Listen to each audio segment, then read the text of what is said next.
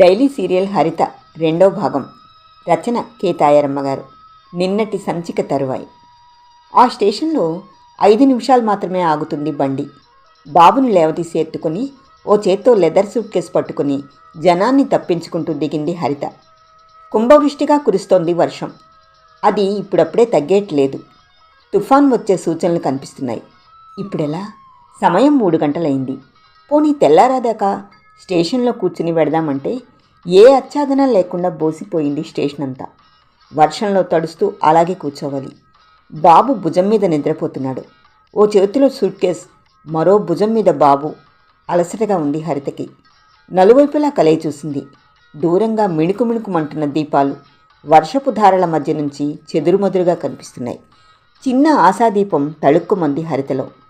ఎవడైనా కూలి దొరుకుతాడేమో అని నలువైపులా చూసింది. ఎవరూ కనిపించలేదు. బాబు, నడవగలవా అంటూ అడిగింది. నడవలేను, కింద బులద అన్నాడు వాడు. చిరుకోపం లాంటిది కలిగింది హరితలో. ఇది తన స్వయంకృత అపరాధమా? కాదు కాదు. అంతలోనే అంతరాత్మకి సర్ది చెప్పుకుంది. బాబుని ఎత్తుకుని నడవసాగింది. ఆ ప్రదేశమంతా జారుడుగా ఉంది. అడుగు తీసి అడుగు వేయడం చాలా కష్టంగా ఉంది. జోళ్లు తీసి చేత్తో పట్టుకుంది. అక్కడికి మైలు దూరం ఉంది గూడెం. గబగబా నడిస్తే అరగంటలో చేరుకోవచ్చు. కానీ నడవడం ఎలా? చిన్న చిన్న నీటి గుంటలు, ఎగుడు దిగుడు ప్రదేశాలు, అక్కడక్కడ రాళ్లగుట్టలు. ఎలా చేరుకుంటుందో తను. పోనీ రోడ్డు మించి వెళదామా అంటే 4 మైళ్ళు పైనే నడవలసి ఉంటుంది ముత్యాలమ్మగూడెం వెళ్ళడానికి. అడ్డుదారిలోంచి వెళ్తే దూరం తగ్గుతుంది. అడుగులో అడుగు వేసుకుంటూ నడుస్తోంది హరిత. ఆమె మనస్సు పరిపరి విధాలుగా పరిగెడుతోంది.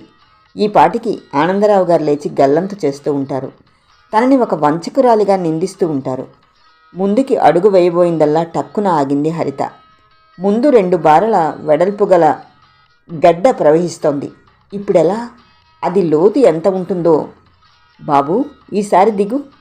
వాణ్ణి కిందకి దింపి చీర కుచ్చెళ్ళు కాళ్లసందు నుంచి వెనక్కి లాగి గట్టిగా బిగించి పెట్టి తీసి నెత్తిమీద పెట్టుకుని జోళ్లు బాబు చేతికి అందించి వాణ్ణి చంకని ఎత్తుకొని గడ్డలో దిగింది హరిత. ఆ గడ్డలోతు ఎక్కువగా లేకపోయినా ప్రవాహం వేగం మాత్రం తీవ్రంగా ఉంది. బాబు, గట్టిగా పట్టుకో అంటూ మెల్లగా గడ్డ దాటింది. అవతల బాబుని దింపి పెట్టి నెత్తిమీద నుంచి దించుకొని అలసటగా నిలబడింది. తన ధైర్య సాహసాలకి తనకే ఆశ్చర్యం కలుగుతోంది క్షణక్షణానికి. బాబు, అదిగో ముత్యాలమ్మగూడెం 4 అడుగులు వేస్తే అక్కడికి వెళ్ళిపోతాం అంటూ చీర సవరించుకొని బాబుని మళ్ళా భుజం మీద వేసుకుని చేత్తో సూట్ కేసు పట్టుకుని నడవసాగింది. బాబు చలికి వణుకుతున్నాడు. తాను బాగా తడిసి ముద్దయిపోయింది. మెల్లగా నడుస్తోంది. ఇప్పుడు ముత్యాలమ్మగూడెం పోల్చుకోవడానికి తగినట్లు లేదు. ఇదివరకు అస్తవ్యస్తంగా గుడిసెలతో ఉండేది. కానీ ఇప్పుడు క్రమబద్ధంగా ఓ లెవెల్లో కట్టిన గవర్నమెంట్ వారి ఇళ్లతో కూడి ఉంది. తానిప్పుడు ఆ ఇల్లు ఎలా పోల్చుకుంటుంది? ఆ ఇళ్ల దగ్గరికి వచ్చింది. వర్షం ఉధృతం చేత అందరూ ఇళ్లలోనే ఉన్నారు. ఎవరిని అడగాలి? సశేషం.